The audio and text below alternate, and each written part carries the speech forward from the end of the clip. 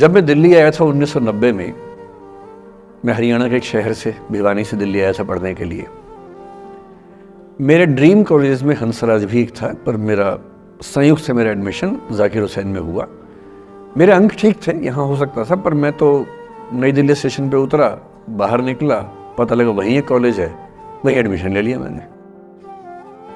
तो लोगों ने कहा कि यार कैंपस बड़ा अच्छा होता है। मैंने कहा क्या फ़र्क पड़ता है, कॉलेज कॉलेज होता है, छंडो, यही छंडो में सिखाने आया हूँ आप लोगों को। ठीक है, स्टेशन से निकले वहीं कॉलेज है, मैंने घर जाना होगा तो आराम से कॉलेज से निकल जाएंगे, क्या रखा कैंपस में। पर मेरा एक दोस्त जो मेरे साथ ही आया था उसी शहर से, उसने एडमिशन हंसराज कॉलेज में लिया। मैं और वो स्कूल के डिबेटर्स थे, डिबेटिंग में हम लोग स्कूल टाइम से काफ़ी एक्टिव थे। डीयू में आए तो यहाँ भी एक्टिव रहे। डीयू में मैंने करीब 5 साल डिबेटिंग की और मेरा ख्याल है कि लगभग 300-400 डिबेट्स मैंने जीती होंगी डीयू में, कुछ हरी भी होंगी, लेकिन मैंने खूब डिबेट, वो मेरा दरअसल दाना पानी था, रोजी रोटी मेरी वही थी कॉलेज के दिनों में। घर से पैसे मैं लेता नहीं था, मिलते भी नहीं थे, लेना क्या था, ऐसी स्थिति भी नहीं थी उस समय मेरे घर में कि मिल सके। तो डिबेटिंग मेरा रोजगार था, एम्प्लॉयमेंट था, मेरा उससे काम चल जाता था आराम से, उसका भी चल जाता था। वो हंसराज से था, मैं जाकिर हुसैन से था, हम खूब डिबेट्स में मिलते थे। अक्सर ट्रॉफी या तो हम जीतते थे या वो जीतता था, कोई भी जीते रूम पे ही आती थी, क्योंकि हम रूममेट्स थे, एक साथ ही रहते थे।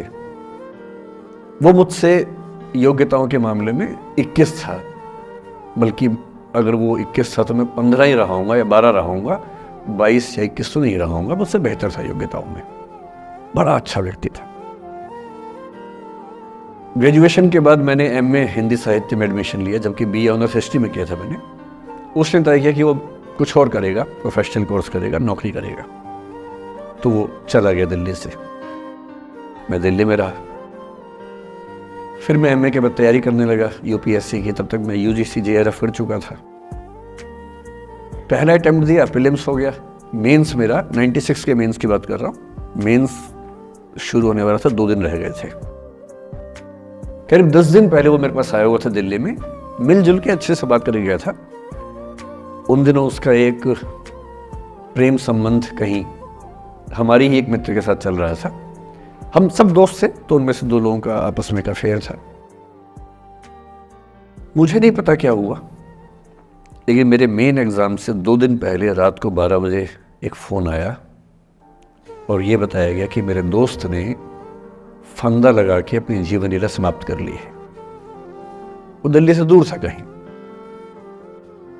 और जिस व्यक्ति के बारे में मेरी राय ये थी कि उतना जीवट वाला व्यक्ति कोई हो नहीं सकता, जो जिंदगी से हार सकता ही नहीं, जिसके होने से कई लोग हमेशा जीता हुआ महसूस करते हैं, वो चुपचाप एक बंद कमरे में जिंदगी से हार गया। मैं आज तक नहीं समझ पाया कि ऐसा कैसे हुआ। बाद में टटोला, उसके पेरेंट्स से बात हुई, भाई से बात हुई, उन्होंने उसकी याद में एक सोशल वर्क शुरू किया ताकि किसी और बच्चे को ऐसा ना करना पड़े। तो जो हल्का हल्का अनुमान हुआ वो है कि शायद कुछ ऐसा था रिलेशनशिप में जो नहीं संभल पाया था, और रिश्ता टूट ना जाए इसका दबाव बहुत ज़्यादा था, और वो दबाव झेल नहीं पाया। इस उम्र में ऐसा फेज आता है, कई बार आता है। ये एक कहानी है, हंसराज कॉलेज से ही जुड़ी है, इसलिए मैंने सोचा कि वहीं से बात शुरू करूं। नाम जैसा कि मैंने कहा मैं नहीं बताऊंगा, तो नाम बताने का मतलब भी नहीं। और वो जिसकी मैं कहानी सुना रहा हूँ, आप लोगों के जन्म से पहले की बात है। आप तो सब 21वीं सदी वाले बच्चे होंगे ना, जेन ज़ी होंगे आप सब लोग, तो ये तो बहुत पुरानी बात है। एक दूसरी कहानी सुनाता हूँ। मैं आपको 2-3 कहानियाँ सुनाऊंगा, फिर उन सबका सार निकाल लेंगे एक साथ हम लोग। दूसरी कहानी ये है कि जब मेरा सिलेक्शन हो गया 97 में, 96 अटेम्प्ट में पहली बार में मेरा सिलेक्शन हो गया था, मैं एक्सटेंशन लेके तैयारी कर रहा था, और डीयू में मैं पढ़ा भी रहा था उस समय। तब मैं शायद डीएवी कॉलेज में था या अग्रसेन, मैं 2 जगह पढ़ा है डीयू में, तो उनमें से किसी कॉलेज में पढ़ा रहा था उस समय में। तो उस समय एक लाइब्रेरी है कैंपस में ही, सेंट्रल रेफरेंस लाइब्रेरी, आप जानते होंगे, CRL बोलते हैं, जो विवेकानंद जी की स्टैच्यू है उसके सामने ही वो लाइब्रेरी है। उस लाइब्रेरी में नीचे सब बैठ के पढ़ते हैं और टॉप फ्लोर पे रिसर्च फ्लोर है जहाँ एमफिल पीएचडी वाले बच्चे पढ़ते हैं। मैं उस समय शायद पीएचडी कर रहा था या एमफिल खत्म हुई थी, वहीं बैठता था, पढ़ता था रोज। कई दोस्त पढ़ते थे हम लोग वहाँ। हम सुबह 8 बजे लाइब्रेरी खुलते ही वहाँ घुसते थे, रात को 1 बजे निकलते थे लाइब्रेरी बंद होने के समय। तो वहाँ एक छत थी, छत पे छोटी सी कैंटीन थी जहाँ हम लोग जब जब बोर होते थे दिन में 3-4 बार जाके चाय पीते थे। चाय पी ली, बिस्किट खा लिया, थोड़ी गप्पे मार ली, वो सब वहाँ करते थे। तो वहाँ मेरे बहुत सारे दोस्त थे, उनमें से कई लोग अब बहुत सीनियर सिविल सर्वेंट्स हैं, कुछ लोग प्रोफेसर्स हैं डीयू में। 2 बच्चे थे मुझसे जूनियर, 3-4 साल जूनियर थे, बड़े प्यारे बच्चे थे। मुझे उस समय तक पढ़ाई लिखाई का शौक अच्छा खासा हो गया था, तो वो रोज मेरे साथ बैठते थे केवल बात करने के लिए। किसी मुद्दे पर बहस करनी है तो बहस होती थी, समझते थे। फिर मुझे पता लगा कि वो दोनों रिलेशनशिप में हैं, रिश्ते में हैं। दोनों ने शादी भी कर ली। उनकी योजना डीयू में पढ़ाने की थी या सिविल सर्विस की भी थी, शायद पता नहीं। मेरा इंटरेक्शन बहुत ज़्यादा उसके बाद रहा नहीं उनसे, क्योंकि मैं सर्विस में चला गया था। इतने जिज्ञासु बच्चे थे दोनों, इतने जिज्ञासु कि उनसे मिलकर तबीयत खुश हो जाती थी कि हर चीज़ जानने का मन करता था उनका, हर विषय पढ़ने का मन करता था। एकदम जीवन से भरे हुए बच्चे, आंखों में चमक ऐसे। फिर दोनों की शादी हुई तो मैं शादी में जा नहीं पाया, क्योंकि मेरा रिश्ता सिर्फ लाइब्रेरी में 1 घंटा गप मारने वाला था, उससे ज़्यादा था नहीं रिश्ता उनके साथ।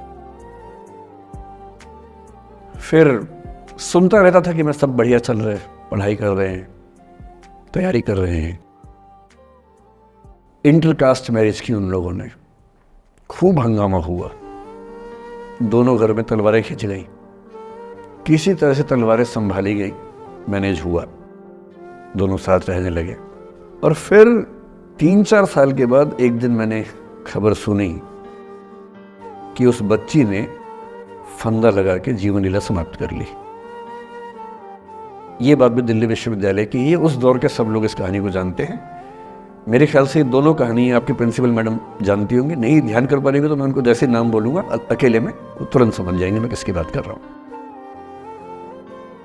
मैं आज तक नहीं समझ पाया कि ऐसा क्या हुआ होगा। तो बाद में अनुमान जो हुआ वो ये, इंटरकास्ट मैरिज, परिवार का दबाव, समाज का दबाव, आपस के दबाव, टॉक्सिक रिलेशनशिप, अंत में उस दबाव को न झेल पाना और जीवन समाप्त कर देना, ये हुआ।